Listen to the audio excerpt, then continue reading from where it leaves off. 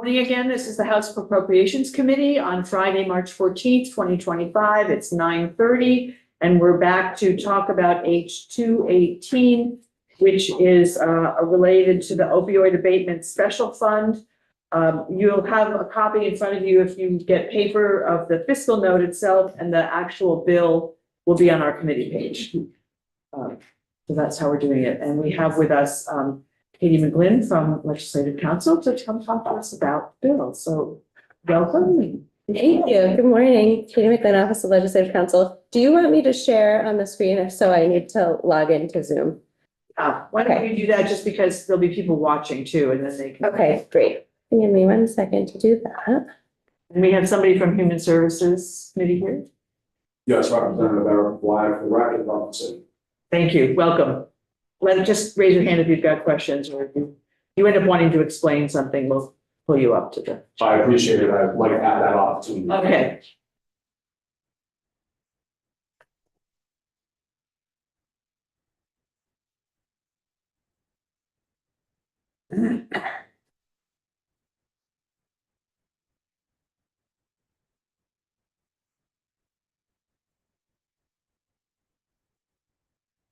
Okay, success. Okay. Here it is. Okay. So this is the committee report from Human Services. I think this committee is pretty familiar with the opioid abatement special fund. If you want a refresher, a couple of years ago, when the state received multiple settlements, there were requirements in those settlements that the state set up a special fund and have an advisory committee giving recommendations on how monies in the fund should be spent. There is a statutory process whereby the advisory committee gives recommendations to the General Assembly. The General Assembly considers them and then proceeds to appropriate money, either following recommendations, or you have the flexibility to vary from the recommendations. So what this bill does is it has the fiscal year 26 appropriations from that special fund. And then there are some other conforming changes with regard to language around the advisory committee and the special fund. So section 1 is session law, and you'll see it's a list of all the appropriations that are proposed to be made from the fund. How much detail do you want? Do you want me to walk through each of the appropriations? Would that be the most helpful? If you want to walk through them sort of at a high level. Okay, great. In subsection 1, we have 1,976,000 to the Department of Health to fund 26 outreach or case management staff positions within the preferred provider network. And you'll see there's intent language here. It's the intent of the General Assembly that these positions be funded annually through the opioid abatement special fund, unless the special fund does not have sufficient funds. So that intent language has traveled with this particular appropriation and past appropriations for this purpose. Subdivision 2, 76,000 to the Department of Health for distribution to Vermonters for criminal justice reform to fund an outreach worker position. Subdivision 3, 1.4 million to the Department of Health for recovery residences certified by VTAR. And again, you're seeing similar intent language that has traveled with this particular appropriation before. And subdivision 4, 85,000 to the Department of Health for syringe services. Again, similar intent language that has traveled with this provision or appropriation before. In subdivision 5, 800,000 for distribution as follows. In subdivision A, not more than 35,000 to DOC for distribution to Pathways Vermont to implement a contingency management pilot program in Chittenden County for individuals under the supervision of the Department of Corrections. And the remainder of that amount to the Department of Health for grants to providers for ongoing support for contingency management. Subdivision 6 is 32,157 to the Department of Health for distribution to the Brattleboro Fire Department to establish community training programs on the administration of opioid antagonists, CPR, first aid, and stop the bleed protocols. And subdivision 7, 44,229 to the Department of Health for distribution to the Champlain Housing Trust to continue pilot program for providing access to wound care and preventative health care. at 3 low barrier shelters in Chittenden County. Subdivision 8, 800,000 to DCF's Office of Economic Opportunity to support long-term programs at shelters for individuals experiencing homelessness, including harm reduction supports and clinical nursing programs. Subdivision 9, 309,000 to the Department of Health for healthcare and rehab services of Southern Vermont's Project Connection Works to reduce opioid use disorder morbidity and mortality in Windham County. Subdivision 10, 50,000 to the judicial branch to train Vermont's judges on issues related to opioid use disorder and strategies for use in docket statewide. Subdivision 11, 200,000 to the Department of Health for distribution to Elevate Youth Services to establish healthy youth program counselors at the Basement Teen Center at Kellogg Hubbard Library in Washington County. Subdivision 12, 100,000 to the Department of Health for distribution to Friends for Changes Youth Center in Bellows Fall for the purpose of delivering intervention strategies and harm reduction supports to youth. Subdivision 13, 170,000 to the Department of Health for distribution to Spectrum Youth and Family Services for 2 new physicians to opioid use disorder screening, treatment, and case management services. Subdivision 14, 80,000 to the Department of Health for distribution to prevent child abuse Vermont's for the purpose of teaching parenting skills and providing social and emotional parenting supports. Subdivision 15, 85,000 to Dale for distribution to Higher Ability Vermont. 50,000. Yes, what did I say? 85. Oh, I okay. just found some money. Yeah, I know. That's an important zero. Okay. 850,000 to Dale for distribution to Higher Ability Vermont to provide specialized employment services for individuals with opioid use disorder. Subdivision 16, 550,000 to Department of Health for distribution to Northeast Kingdom Community Action to hire 4 peer support specialists to assist individuals with opioid use disorder who are transitioning out of homelessness into permanent housing. Subdivision 17, 150,000 to the Department of Health for distribution to Connecticut Valley Addiction Services, Inc. to expand opioid use treatment. Subdivision 18, 300,000 to Department of Health for distribution to Vermonters for criminal justice reform. Maybe that gets 30. That's just 300. Did I do it again? 300,000. Sorry, I'm on 19. Oh. I wouldn't do it past one, so. 18 again? 18 is 300,000 to the Department of Health for distribution to Vermonters for criminal justice reform and Johnson Health Center to continue and improve managed medical response partnership. 19, subdivision 19, 30,000 to the Department of Health for distribution to Treatment Associates of Washington County of Mental Health. Washington County Mental Health to hire an embedded recovery coach.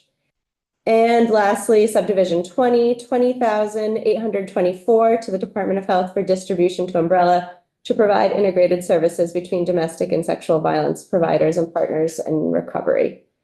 And then in subsection B, it directs the Department of Health to carry forward 1.1 million appropriated from this fund in fiscal year 25 for the purpose of awarding grants to the city of Burlington for establishing an overdose prevention center upon submission of our proposal. So that those funds weren't utilized or fully You utilized. appropriated those last year. Right. And they haven't been used yet. So the idea is to carry them forward. And then there's this sentence on lines 13 and 14. Any unmet need in fiscal year 26 up to 550, so up to half of the amount shall be addressed in the department's budget adjustment proposal. So if they use that whole 1.1 million and from last year and decide that they need to pull from what would have been this year's appropriation, they can pull up to half of that amount or request it during the budget adjustment process.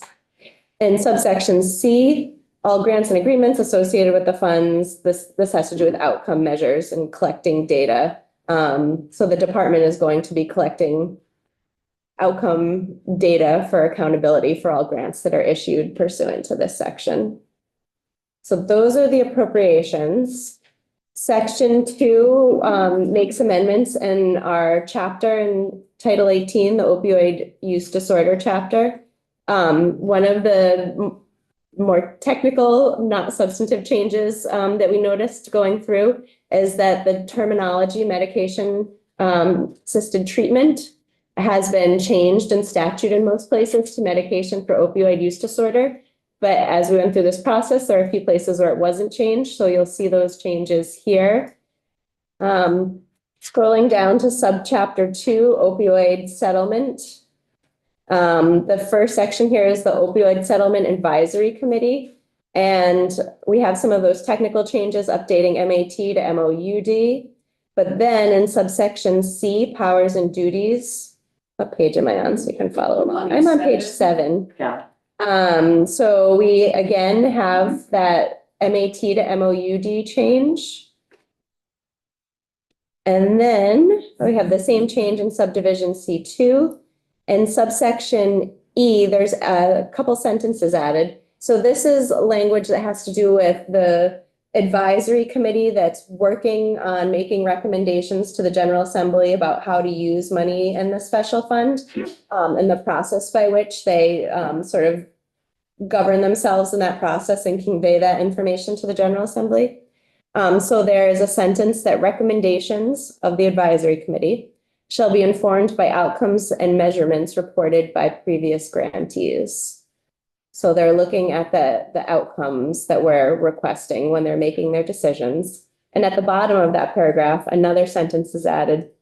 The advisory committee's written recommendations shall address how each recommendation meets one or more of the criteria listed in 4774B and C. So that is statutory language that we have about how we can spend money in the funds. So if you remember, there are sort of not super strict, but parameters around how the money could be used. That's in statute. So what this is saying is when the advisory committee gives us their recommendations, have a crosswalk of how that matches up with the statutory permission for that particular expenditure. There was an interest in having a vice chair. So in subsection F, you'll see that that permission is given that annually the advisory commission shall elect a voting vice chair from among its non-governmental members. And that's to give somebody to sort of speak for the advisory group who is not the commissioner of health. And then we get to the section 4774. This is the special fund itself. And I think most of the changes here are just MAT to MOUD. Let me scroll down and see if I've missed any. That's what I'm seeing, is all that. Okay, that's it. Are there any questions for Katie and Leo? Go ahead, Dave. I might have missed it because there's a lot here, but I don't think I recall hearing anything for our recovery centers. There was something with VR. Number. I have to find it. Recovery residences, not the. Oh, housing, yep. Only the residences, 1.4 million, Dave, number 3, Number 3. Is that what you were asking, recovery residences? which is different than the centers. It is. So I appreciate the distinction and I'm glad to see the residences. Was it an intentional, not to put anything into the recovery centers? That might not be a Katie question. Would you like to come to the table, please? I just have a curious, because they're an important part of the system of care, and why would be omitted? Thank you, Katie. You're welcome. Thank you. Reintroduce yourself again now that you're at the head of the table, please. Yes, Representative Eric McGuire, Rutland City House and Health, Human Services for the record. Thank you very much. Let me start just explaining this would probably be very helpful if it's all right, just to explain a little background in regards to how we got here. The Opioid Settlement Advisory Committee was established by Vermont Legislation Act 118 of 2022. The committee is responsible for making recommendations on how to spend the state's share of the settlement money from drug manufacturers and distribution companies over the toll caused by the prescription opioids. The advisory committee considers the impact of the opioid crisis on communities throughout Vermont, including communities' abatement needs and proposals for abatement strategies and responses. The perspectives of the proposal from the opioid use disorder prevention coalitions, recovery centers, and medicated assistant treatment providers and the ongoing challenges of the opioid crisis on marginalized populations, including people who have lived experience on opioid use disorder. Both the Commissioner of Health and committee are tasked with submitting recommendations to the legislation. This year, the committee took a new funding application process in an effort to improve access, transparency, and consistency. Through this effort, the Opioid Settlement Advisory Committee received 54 applications for funding. The applications submitted described the proposed initiative, listed the population to be served, requested a funding amount, and provided other information about the initiative. Members of the committee then selected through a majority of affirmative votes proposals to hear about in greater detail. Finally, the committee voted again through a majority of affirmative votes to recommend the 20 initiatives that were just presented that are in this bill for this fiscal year of 2026. There are 4 initiatives, that being the outreach and case management, the Burlington Overdose Prevention Center, recovery residencies, and the syringe services programs that are enacted in different acts in legislation that remain funded annually by the special fund unless that special fund does not have sufficient monies to fund the expenditure. So more or less through statute, those 4 remain funded through the life of the loan. Now, what the committee did is they received these 54 proposals. They did not deny proposals. They made the decision through the majority affirmative to take up the 20 proposals because there were already 4 that were already consistently funding. And those were the recommendations that they provided on back to the Human Services Committee, and we were in affirmative with their recommendations. And the main reason why is because we set up this advisory committee just for that, to provide recommendations back to the legislation. And I believe it's vitally, vitally important that we respect and honor their recommendations. And we respect the process that they used to decipher their recommendations. I don't want I have to. a question. Yeah, go ahead. I'm sorry. Eric, I can appreciate you're trying to follow the recommendations of the committee. Obviously, this is in a bill, so we can change it. That's correct. Did the recovery centers, not the residential, the recovery centers, are they one of the 54 requests? I do not know whether or not they made a request. Yeah. So here's our predicament. We've got that request out there for general fund dollars, which we have a shortage of, okay? And so we're faced with the task of potentially not being able to give them any extra funding that they've requested, or look at the opioid settlement fund. So that's the position we're in, and we would certainly appreciate some input from Human Services on that. I appreciate what's being expressed here, and I understand this is a bit of a conundrum because it's a little bit of a double-edged sword. Sure. Because we're looking at the fact that there were 54 agencies or whatever it is that went through the process, that made their commitment to go through the process. And then we're looking at that through that process, the committee made the decision to pursue these 20 and fund these 20. I understand the second piece that you just mentioned. But if we begin to go down that road, I believe over time, it's going to water down the process. We're going to see more agencies maybe not go through the process and then just come on in and say, hey, we can allocate to here. And we also got to remember that over time, this fund is going to decrease. And if we blow through it now, we have nothing to rely on later. And I understand the conundrum. That part, but yeah. No, Yeah. that's fine. Okay, I've got Tiff and then Wayne. Yeah, I just wanted to note that the Recovery Center's peer coaching program that was funded last year is funded through a federal grant this year. Now, we know that nothing is certain as it relates to the federal, the federal government right now, but I think that might have been, though I don't know, that might have been one of the reasons that that particular service of theirs was not funded, because it received federal funding. But there Do you know is, how much that was? yeah, $1,060,000. It was for Mhm. federal. Okay. Yeah.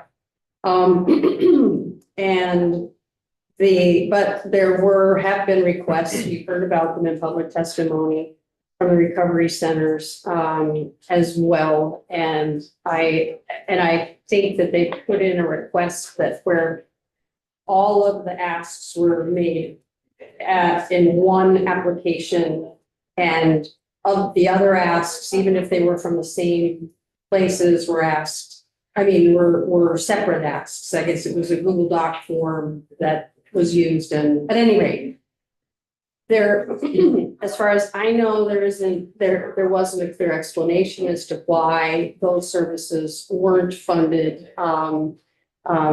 But I did want to say that this peer coaching program, which has been highly praised by the Department of Corrections and the recovery community, it is funded with the caveat of the federal grant going through. Which one is that? It's. Do we know which number it is? Well, it's not How in this much? list because it's last year's. Yeah, So it comes it's the DOC. Oh, the what, This a was million last 60. year, yeah, $1,060,000. Oh, so that's on the fiscal. So that was, And not all of that has been spent yet, from the last year, and Nolan did yeoman's work in putting together a list that would actually look at grants made in 2020. we'll get to that. Okay. So we'll just. I just wanted, so there are outstanding requests from the recovery centers, in response to needs, yeah. Okay, and so I'm gonna turn it, Wayne had a question and then we'll keep going after that. Yeah, everybody here has heard me talk before. I'm concerned that we may not be making progress dealing with the problems we have with in this case, opioid addiction. And we have the big pot of money and we blow the money in an inappropriate way, or at least a less effective. Are people, did you take in testimony, people thinking about the whole thing? What's really working, what's not working, and what system could be built to make it better? And are we, is there potential that we're wasting money on things that are not effective? That if we redesign the system to give us a lot of bang for our buck? In regards to with your question, we did not take any testimony from any of the agencies that were receiving funding from the opioid abatement settlement. The only testimony that we took was from Dr. Levine in regards to him laying on out their recommendations. So we didn't pursue anything else any further. We recognize the importance of the process that they use, that they vetted, and That's who did the vetting. they did the opioid settlement, did all the vetting of how they would go about providing. So would they be privy to any kind of follow-up data in terms of effectiveness? That's what's in the bill. Oh, I'm asking, the settlement committee is making decisions on Right. it. Do they have the personnel, the capability, the contacts to determine success, failure on any of these programs? We are going to have that moving forward. We did put a piece in the end of the bill in which we are going to be enhancing our reporting and data strategies in regards to recipients of this money, which will provide a more effective understanding. Is it being utilized in regards to best practices and best methods, and as the proposals are being laid out? So this is a one-time pot of money that when it's gone, it's gone. We're gonna have it for a long, Nolan will come over and Yeah. talk to us about the bill, about the money. And we also got to understand that to see the things that were funded in the previous year, again, there are 4 that will remain consistently funded. So one time, it's a one-time funding to each proposal. Are they able to come back and resubmit the same proposal in the following year? Absolutely. And whether the advisory committee chooses to take on up that proposal is at their discretion. How they went about the process of saying, well, we're going to utilize this one and not fund this one. They do lay it out on how they base their decisions. I think what I'm getting at is I just really want to make sure that we honor the process and recognize if we are going to make any adjustments to make sure we keep it in the equitable and inclusive manner of the process that was established. Jim and then Tom. So who is on this advisory council? I guess I understand you want to respect the process. They're the ones that took the time to understand it. It's sort of like being on the House floor when a committee does its due diligence on a bill. And sometimes some of us question that they came to the wrong conclusion. May or may not be accurate, but that's an individual perspective, just like we have the opportunity to have a perspective whether they came to the, and I guess I'm asking who's on that advisory commission, because my thought is if we're getting people who have expertise in this area, they may be the same organizations that are also applying for the grants. And if that's the case, then there's maybe some inherent conflict. The advisory committee is made up of Dr. Mark Levine, the Chief Prevention Officer, Monica Hunt, a representative from the sitting House, which I just got named to, State Senate Representative Ruth Hardy, primary care prescriber, Dr. Heather Stein, an academic researcher from UVM, Howard Center Safe Recovery Program, Vermont Association of Mental Health and Addiction Recovery has a representative, judge, and then 7 members from the Vermont League City Towns. I don't know how long their placements are. So, That's fine. Eric, you just got there, who, was it Dane Whitman that was on it? Mhm. And so he didn't run again, and so that, So he you're was, taking Dane's so you're taking Dane's place. So Dane was the one who was on the committee when they made these decisions. Yeah. So I just want to be sure that people understand they are asking how to That's do very this. helpful. And I think too, the last couple of years with the opioid abatement settlement fund, it was a line item within the big budget. So now we've moved it into a separate bill. So I can understand where there needs to be a lot more clarification in regards to where the process is. And Dave, do you have a question? Earlier, I appreciate your work on this. Earlier, I thought I heard you say recovery centers would be considered. Yet, I don't understand why they're not funded.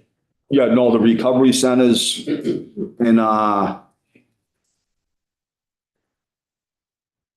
no, I think I mentioned recovery housing. What I think the question was, did recovery centers make put in a proposal? I do not know that. Oh, so let's, Or- I don't know the Mike answer to and- that in that, in fact, that's been in base, and they asked for an increase in the base. And we have a The recovery representative centers. from the recovery centers here, and you'll confirm that, right? I'm correct on that, that it's been in base. And so no request was made to, for opioid settlement money for that, because it's been in our base budget. Funded with federal funds that end this year? No, funded through our General base funding. General fund. Yes, recovery centers. yes. So this is a But the shift base- from, is this in addition to the million in the base? No, there has been, and can I call on my If phone a friend, phone just a friend? Because I identify don't know the yourself. long history. Many close action proposals, the history of recovery center funding. Last year, there was no increase for recovery centers, we increased for residencies. Recovery center base funding was in section E13, the health department's budget, and it has the, their They currently have about a 1.5 million base, I believe, that was secured a few years ago. Last year, they did not have any base increase request. This year, the 1.6 million has always been a request to increase their base in general funds. That did not go through the opioid advisory council process. They did have other requests that went through that process, but the 1.6 base was not. So we have 1.85 in the base now. Is this right, Maria? I'm looking at you I too. believe so. If you can check that, to confirm it. And so they were hoping to get more in the base. And so that's probably why they didn't apply for the opioid settlement Right. fund. Because that's a separate, Okay, it's a separate, it's a separate there's, process. there's base money for treatment and prevention, and there's opioid settlement money for both. of those Okay. things too. Okay. Tom, did we get your question answered? No. Okay. Um, Please ask your question. Thank you for bringing this in and representing the work of all of these different organizations. I have to ask the question where you have a number of organizations that are scheduled to have ongoing funding. But for instance, on number 16, the Northeast Kingdom Community Action to hire 4 peer support specialists. Are there plans to continue that funding? Or is this just going to be limited service, like 1-year positions or year-to-year positions? And then that question kind of goes to any place where there was a listing where there were going to be specialists or people added on to staff to help with those services. Yeah, at this time, the 20 proposals, taking out the Burlington overdose site, the syringe program, the case manager positions, and the fourth one being recovery residents. Those will consistently and continuously remain funding through the life of the opioid abatement fund. The other 20 that have submitted their proposals, it's just the 1-year funding. Once that money has been distributed to that agency, I believe they do have a right to go back and submit a proposal, but it's a one-time funding to that agency. So in regards to your question, do those positions remain in sight? I do not have that information. I just know that that money is just a one-time allocation to that agency. So I could see where you're going, which is we could see this in the budget after this. Well, Maybe that's not where you're going, but that's where I'm going. Well, no, that's exactly like, I mean, it's a question of expectation Right, or reality. I mean, I'm assuming there's a little bit more of by having to sit through this process, make the applications, people know, I'm assuming that, but organizations like these, which are traditionally underfunded, or we know that the services are underfunded or under capacity. One of the things we hear consistently is it's hard to find people because if it's a limited service job and you're only hired for a year, we have a whole world that's community action agencies almost that way, right? So right. I'm just concerned for the service. I'm happy that the services are going to be provided and would be concerned whether it's for the straightforward appropriations reason of will this show up in the budget someplace else, or whether that organization will not, anyway, just that's sufficient. Your answer is sufficient. I appreciate it. And it sounds like they're gonna be the committee. I don't know if that's the right word, the opioid settlement committee advisory group will be looking to see before they make any more, to see how it went this year. I mean, that's part of the accountability, right? That they'll be required to inform the committee, the working group of how they did and what their successes were and if they had 4 people. Well, and to Representative LaRouche's concern, say, yes, we know the federal number, the countrywide numbers where there seems to be at least a temporary drop in fentanyl and opioid abuse issues, but we know that doesn't really matter because every case requires hands-on support. So I just, yeah.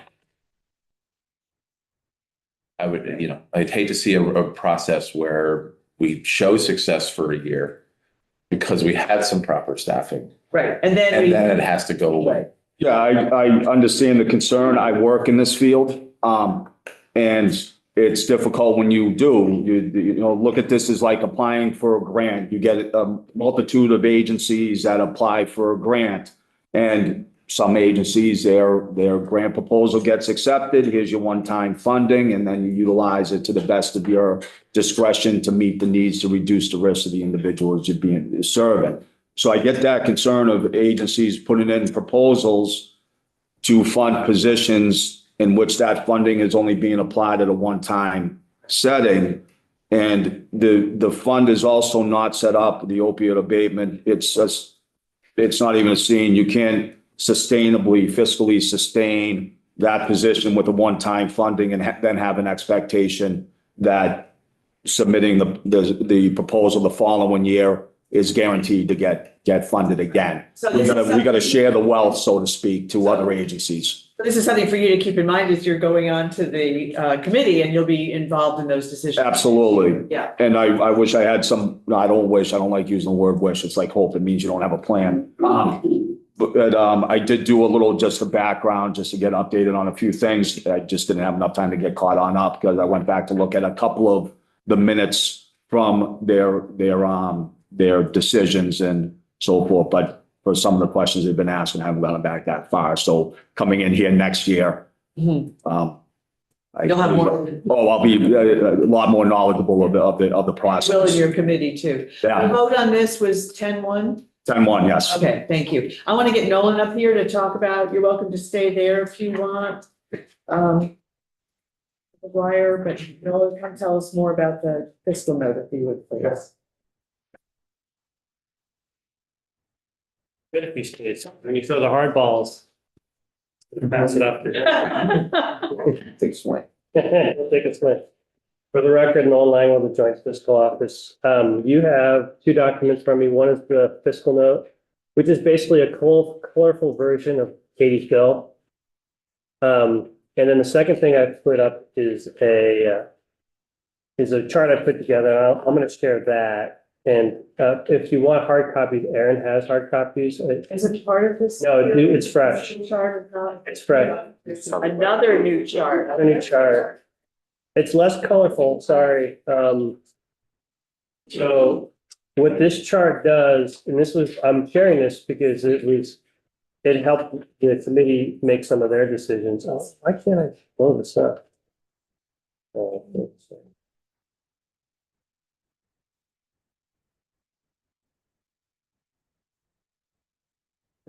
Chart.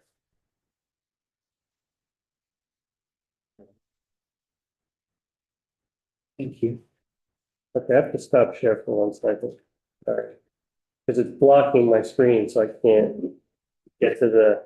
Eric, you need one of these? Oh, if you have this one, that would be great. Mine is like. Thank you so much. There we go. Thank you.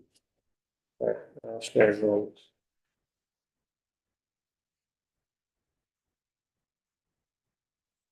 So what this chart is, and I'm sharing this because it helped the committee with their decision-making process. Unfortunately, it doesn't all fit in one page here, but okay, we'll bring back out.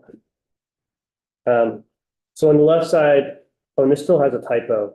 Thought I fixed that. If you look on the left side, it says Act 2022. It should be Act 22 of 2023. And so what it did was on the left side, it shows all of the expenditures from the opioid fund as of 1/1/2023. So you have all the bills. You have Act 2022 from 23, Act 178 from 24, and Act 113 from 2025. So you can see in that time, there's been $26 million in revenue.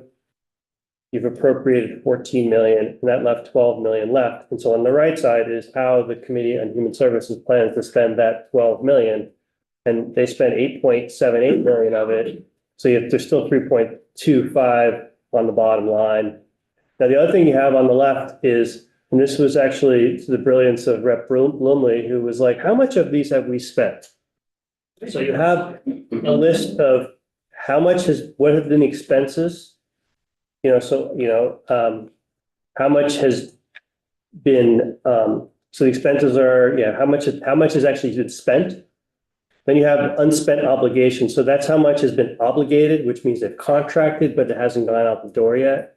And then you have the amount that's been unobligated. And there could be various reasons. They were unable to find a contractor, they weren't able to get the program up and running in time, et cetera, et cetera. So there's each one of these has a different story.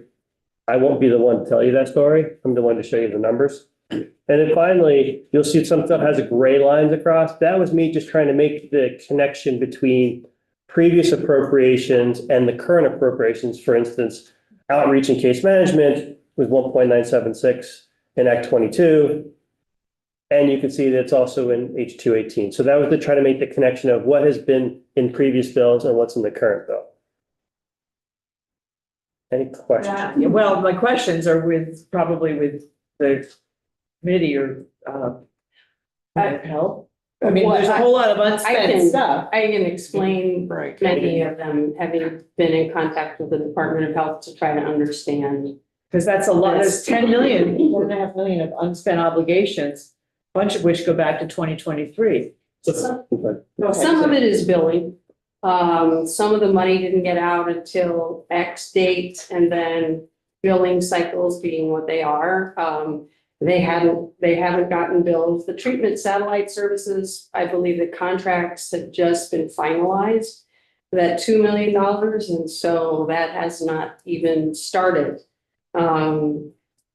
The outreach and case management, again, was late in starting. So this is from 2023, which is why there's 1.4 million left in that. There are some others that are, that, I don't yet have an answer to why contingency management services, are behind in the way that they are. And so I will have to further, I'm waiting for an answer about that. So every line item has a story. And some of it has to do with the Department of Health and how long it takes to get federal approval for some of the things that the grants are for. And some of it is they're short-staffed, and they have been all of a sudden given the responsibility of appropriating all this money, and they, didn't have that responsibility a couple of years ago. So that, I think it's both kind of internal and external realities that have made, that have slowed the spend of the money. And I think, so that I'll stop there. John, did you have a question? Yeah, you kind of answered my question, Chair, because I was kind of wondering about the staffing availability to carry out any one of these or more here where if for some reason they all of a sudden didn't have the staff they thought they might have, or they're in the process of trying to Part of the reason hire new people here to carry out any one of these programs. Part of the reason that some of these were made annual is because these services require an annual commitment, either because they're really big and and have some degree of risk, like the Overdose Prevention Center, that all eyes will be focused on them, or because syringe service grants have, I can tell you stories behind each of these, but recovery residences have had a very hard time holding on to staff until we could stabilize funding. This does that, and that's great. And your committee added $200K to that grant from last year. And outreach and case management, that is intended to be an ongoing thing through primary care providers and treatment centers. But I think contracts with all of those have been difficult to establish because this isn't one organization hiring 26 people. It is a constellation of organizations hiring people to do this work embedded in their organizations. Right. Kind of, I suspect, a little challenging to put, we're gonna get this done by a particular date because Yeah. for the reasons you stated. And that's the same case for the contingency management services, is that grant was submitted and a multitude of agencies were applying to it. And because contingency management is an incentive-based model in which people remain and actively engaged with their treatment program, get an incentive-based. If 800,000 was distributed to one agency, I actually asked this question, when you giving out cruises? So there's always the ways of agencies, putting in proposals for that and then them distributing out the proposals. I have a question, and then Rep. LaRouche does have a question too. If they're having trouble getting things out the door, I don't understand, and so let's use outreach and case management, digital services. Why don't we give them less for a year until they can use it? I mean, I feel like we're just sort of building up the account without it going out, if there's that kind of a delay. Well, that's one reason they did make, the committee did recommend one change as it related to the overdose prevention center because no money had been spent. And so they halved it for next year, but could come back for the BIA. Right. I think The other- that is the question I've been asking myself. There are some other needs out there that have been identified by providers in the provider community that I think are that I'd like to argue for. Right. I respect, I very much respect the idea of honoring what the advisory council has advised us, but it is an advisory council. And I think in the end, things change, there are new developments and new needs. And we are looking at the spending, and I think there may be some changes I would like to recommend that we make. Okay, Rep. LaRouche and then Rep. Just so I understand now, the original settlement was the 25,943,000 number at the top of the first page. That's how much settlement payments have come in. I'm not sure the timing of That how. was a total of it, right? No, it's not a one time. It's coming in every year. We get money every For year. how long? 18 years? Phone a friend. Phone a friend. But it doesn't matter, as long as I want to know whether it's just for long term or, and in 3 years. Richard, would you like to answer that? Sure, this is Rich Donahue, CFO of AHS. I can't answer the specific question regarding the duration of projected settlement inflows. But strictly speaking, given the structure of the settlement itself, it's not an indefinite source of revenue. And I think that should just be taken into account, if I may suggest as much. Yes. Regarding use of one-time appropriations versus building ongoing base budget pressures. Right. And that's heading towards my concern, because we got 29 staff, at least on this sheet, that we would have on there. And if this goes away, when it goes away, I assume that there's going to be a push to have all this be general fund. And if it's years down the road, well, I don't, is the amount coming each year going to stay the same, or is it scheduled to increase? No one knows, right?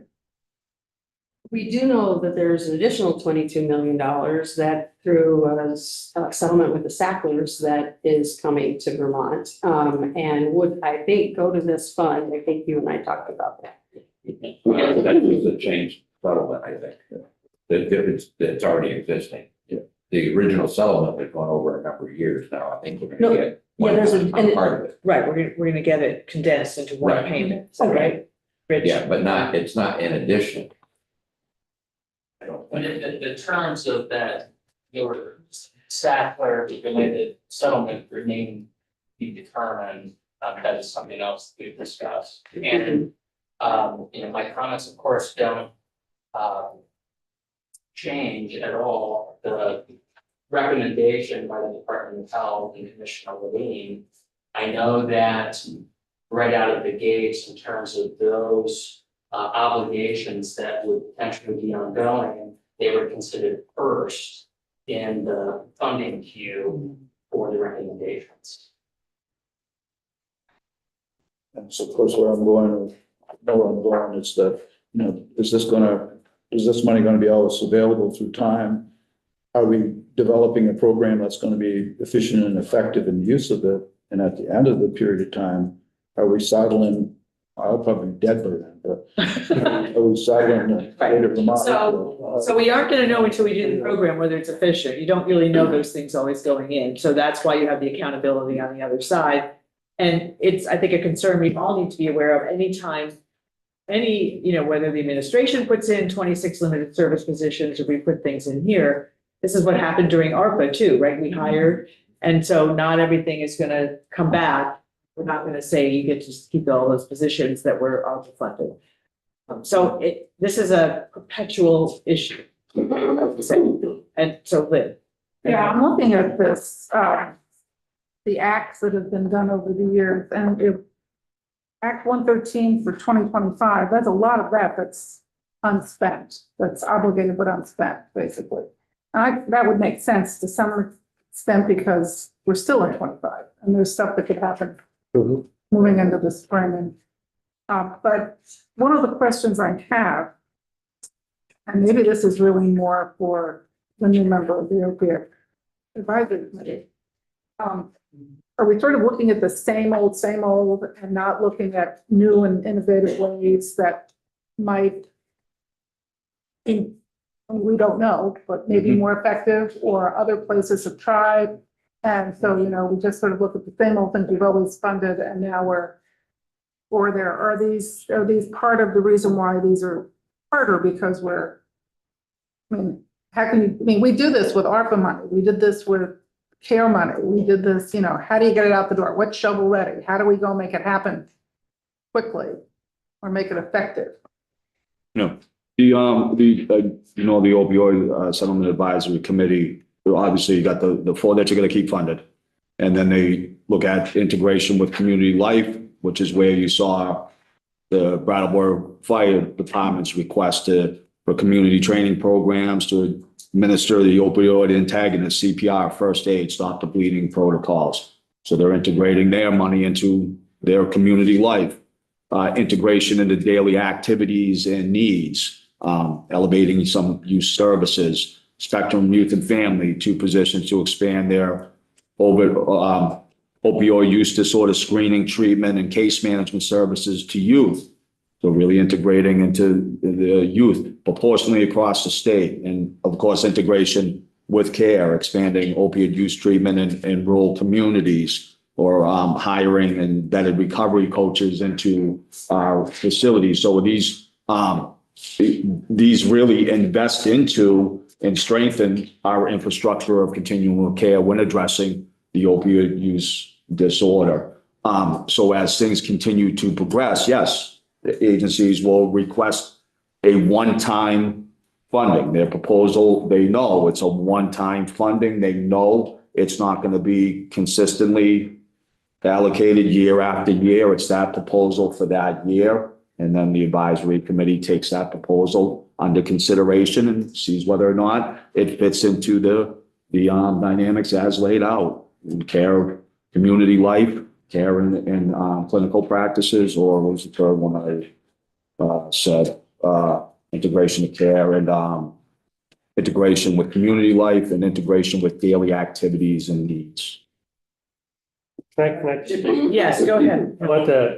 I wanted to make a comment about Representative LaRoche's concern. Is at the last subsection in section 1 on page 5, is all grant agreements associated with funds appropriated pursuant to the section shall require outcome and measurement data to be collected and reported to the department issuing the grant and to the opioid settlement committee. So it goes back to that same committee. And so does that committee have the ability to, we got different people that are going to be getting grants out of this, or different organizations that are doing certain things. Do they have the ability to, if not supervise, then at least require certain standards or anything like that in practices? Can they do that? Because, I mean, again, I'm thinking in a big picture in terms of how do you come up with, it sounds like you have the expertise on that committee to be able to do that, or those people would have access to those to be able to do it. But if they can't direct. I think the accountability comes by, they just won't recommend more funding in the future. I think that's their lever. That's the accountability, that's their lever. It's work to keep doing it. If they don't, you don't. We have a bunch of questions. Jim, Robin, Mike M, and John. So I just want to follow up on the earlier question. It'd be really helpful to know what the annual expectation for revenue into this fund is. So I have a request to AHS for that already, and they're working on it. The AG's office may also be able to give us to us because it was an AG settlement. I'm gonna let AHS figure out who they need to talk to get that to me. And in reference to the question that was raised earlier, what changes with that proposed new settlement for the farmer? Depends on the timing of when we get it. I don't know, Yeah. whatever it's called, the Stackler payment. What changes that? I mean, are we spending this? I'm okay with, we have $30 million, spend it all at once, if that solves the problem. I think that's probably unrealistic. And a lot of these are going to be ongoing requests. Yep. I had the same question, which is why I made the request. So Nolan or Eric, I don't know, when did the advisory committee meet and make these recommendations? Was it last fall? It was Dr. Levine submitted his letter to the committee mid-January, and I believe their decisions were made at their meetings in November and December. Okay. I did reflect upon a couple of notes because there was a proposal that was submitted that the proposal did get in late and the committee chose to not pursue that proposal. Okay, I just wanted to know how far back we're talking, because things can change, and if it was last summer, more has changed. Okay, so thank you. Mike M, and then John. Thank you. I just wanted to put into the mix here what's been helpful for me to look at this situation. And I'm not a domain expert, but I've worked with a lot of families who are dealing with substance use disorder. And I used to think of substance abuse disorder like a broken arm. Recognize something, you put a cast on it, in a few months you're done. And that couldn't be further from the truth. I worked with a man who started on this road when he had a work accident, hurt his back, and went on oxys, and next thing you know, he's addicted, his family's falling apart. And he said, I have asthma too. Nobody questions that I take 2 different asthma medications, and I will for the rest of my life. And he said, that's the way I view my substance disorder right now. I'm on medicated assisted treatment. I'm probably going to need it for a long time. It's not like you put a cast on this and it's done. And I think if we look at this as there's a starting point and end point here, we're not looking at this as a chronic illness that it is. And maybe you can correct me if I'm not portraying this in an accurate way, but this is an ongoing. This is not a cut and dried, we have an endpoint here. And I think as we go along, there may be breakthrough. They're starting to look at GLP-1 drugs as maybe helpful for addiction. Who knows? But I understand that these funds are there. We're going to need them for a long time. And let's see how we can best use them. Thank you. John? Yeah, kind of more of a statement here, kind of to piggyback what you just said, like you hit on a couple of things. This situation here, there's like the immediate short-term and long-term things we have to be thinking about here. It doesn't go away like in a week if someone's having an issue, which you described here. But when I look at, Brattleboro Fire Department, community training programs, that's an immediate response type of situation there for awareness purposes, or just Good Samaritan response to people that have this immediate, they're in trouble like now. And if we don't do something right now, they're not going to survive this. So you really can't really take a CPR class here today, but I'm more about utilization. Mhm. Yep, you get the harm reduction training, you get overdose response training. So that's a great allocation to that That's right. organization, one-time funding, get people trained up. And that's the reason I carry this. Right, that's available for any one of us. So there's those kinds of things which are really important, because you never know, you might, encounter something like that. Following that, what needs to happen in the short term, and that, obviously, there's long-term things that folks are dealing with as Representative described. That's all I wanted to say. I'll be brief, but if I don't speak, I'll be kicking myself over the weekend. Go ahead and speak, We Dave. don't want you picking yourself. It's hard to do that. You might hurt yourself. It can't hurt. I find myself becoming annoyed by the noise. And this is not meant to disrespect anyone's views. I respect them all, by the noise of, one time versus base. People are dying. And when you have those kind of situations, nobody on the Titanic, I suspect, said, wait, don't throw out all the life jackets, we might need them. You need to do a heavy therapeutic dose as quickly as possible, which troubles me when I see all the unallocated, and I'm thinking, how complicated can this be? It says, for instance, with the 26 outreach staff people use the preferred provider network. They all have grants. You amend their grant and you allocate the dollars. So I'm frustrated because I sense sometimes we handicap our efforts when in particularly crisis situations, and it should be full bore. So thank you.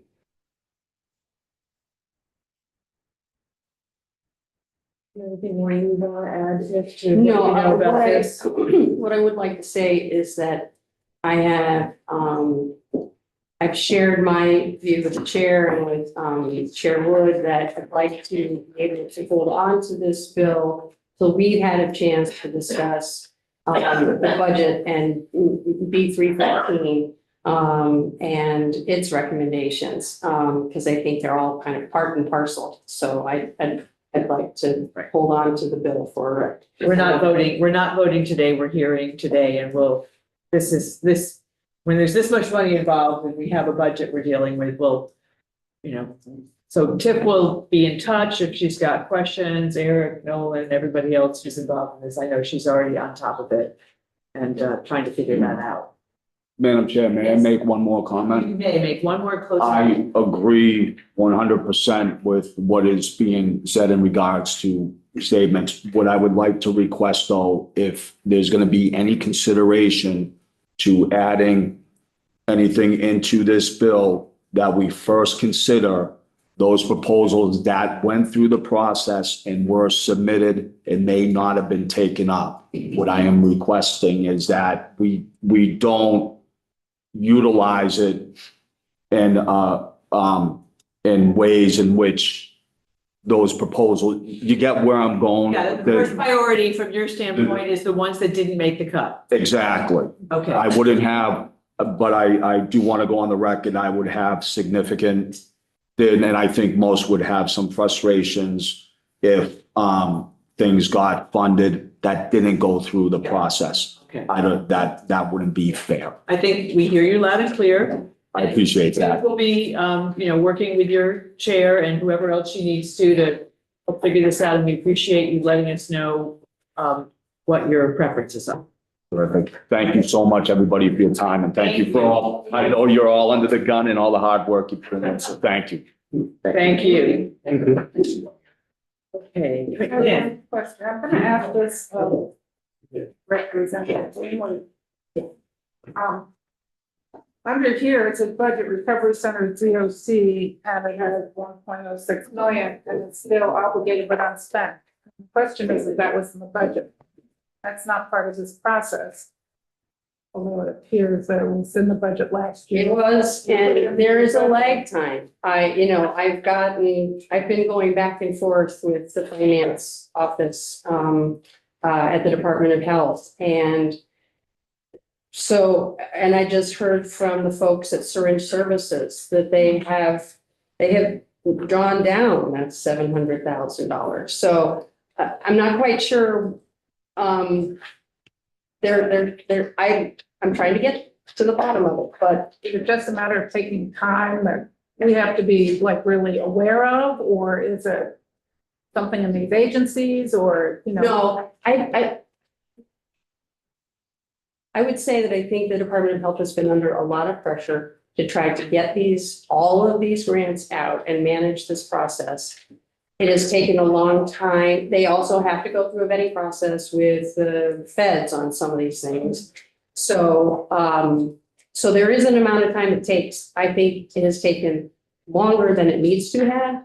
And it is something that the Human Services Committee has talked to the Department of Health about. I don't understand the financial report as we have it as of 2/27/25, given what other agencies have told me. So, Because it just occurs to me, we have done this in the past with ARPA money, and we had a chief recovery officer who managed this. mhm. Maybe we can assign him to this as. Well, In between floods? I'm not sure. You know, the ARPA money, the flood, I mean, we had to go through this thing. I would say that- Obligated, we had deadlines, we had. I don't think we've made a personnel change at the Department of Health. I mean, Mark Levine is the chair of this. Yes. I think everybody is carrying this in addition to everything else they were carrying. And last year, we argued for a position, and it didn't make it. So, but to do just that. So I think that there is a systemic issue in here. And I'm not pointing fingers. I just think it's real. Like, I mean, Yeah, obviously, yeah. so. Okay, thank you. Thank you for all your work on this. I know you're going to continue to work on this. This will get voted out as part of our. Erin, I was going to text you, but now I won't. Did we get any bills today? Do you know? They're still on the floor, but do we know? Okay. Katie, thanks for coming. Oh, Nolan, thank you. I just want to. We are not going to get a bill that we were going to get, the elections bill, because they took the money out of it, and so that's not going to get. That is, I can't remember what bill number that is. So we haven't heard, so we do have age 67 with us. We've heard age 57. We're waiting for something from, I'm going over bills now. We're waiting for something from the General and Housing. They're doing a little more due diligence on that bill, and there's more conversations happening there. That is the survival benefits. 67 is legislative operations and government accountability. I think that's on our wall, Erin, and I have some talking I need to do about that. We are going to get a bill from Human Services, which is their complete transformation and change of the hotel motel emergency housing program. They've been working really hard on that. So we will be getting that next week. We have voted out 137. Oh, that wasn't ours. Okay. We have H167. It's a Vermonters Feeding Vermonters grant that I believe involves $2 million from the Agency of Ag. We have talked about the 218 right now. And 219 we just voted out. Yay. Let's see. There's a cannabis bill that's going to be coming to us. H 321. I think we're getting today, or no, do we already have H 398, Erin? What's the story on that? Yes. We had H 390, that came from Commerce. That's about VITA and the $2 million going from BGAP. So we're going to hear about that on Monday. Yes. Then, oh, this is the one that's going away, the TBD one, the elections bill. And then there is House General has a bill that has housing. we've seen a lot of the numbers. There seem to be a lot of numbers in that bill, but we've seen a lot of the numbers already in the presentation from the chair and his letter. So that should not be a lot different. And then the other one is an OPR bill. Remember when the Secretary of State came in, they had two requests, one of which was for a position for a mental health executive officer to cover those things for $170,000. So I think we'll be getting a bill about that. That's what I have on the list of bills so far. Aaron, do you think I've missed anything, or do we have an updated list at this point? That's really good. Last year, this was many. Today is the key day. I know, but the thing is that the chairs are supposed to be talking to people, and the clerk Betsy Ann does this magical little tracking bill, so I have for Ways and Means and Appropriations, so we see what's coming and whether it has to go to which committee, so that's everything I know about what's coming for the moment. No, it's gonna be everything, no. But So this is a good year to be the first year on. it is a good year to have it be your first year, because it had been last year when we had like 75 bills in 2 weeks, and we were trying to do the budget. And this is an especially good year because we don't have the money that we had last year to do things in the budget. So when I stop talking in a minute, we will break and have you continue to go and look for things. I am talking to all the committee chairs, about what their priorities are. They're getting the message that we really don't have money. And so, what I want to have for you, and I may have to email it if I don't have it before you leave today, is we will have the governor's wish list, and that's the work you're all doing on your things, and you're giving that information to Leah. But I want to have a smaller version of this because I will have the committees who will say to me, yeah, we really want all these things, but if you can only do one thing or whatever, it's going to be this. So I'm going to narrow it down so you won't have this entire universe. If we look at that, you can still add things from here. You can keep this. But if a committee said it wasn't one of their top priorities. I get it. Yeah, so yes, you absolutely can do We that. all have our little pets. We all have our pets. Everybody has a pet. Fluffy, my pet Fluffy. And what we will also be doing, you may think about, let's say you only find 10 million from the governor's wish list, but you have 12 million things over $12 million over here. We'll put together a contingency list because we don't know. The wild card is what revenues are going to come in and what we're going to need. We don't know the revenue. And we have to think about what's happening in Washington. So part of that contingency list, first thing on that list may be fencing money off for chaos of Washington. And we'll never have enough, but we may want to put something aside for that. So that's how I'm thinking about things right now. Dave, you look like you have a comment you'd like to make. You read me so well. But there's a lot of money in the AHS caseload reserve, and there's money there that wouldn't one go there to use it?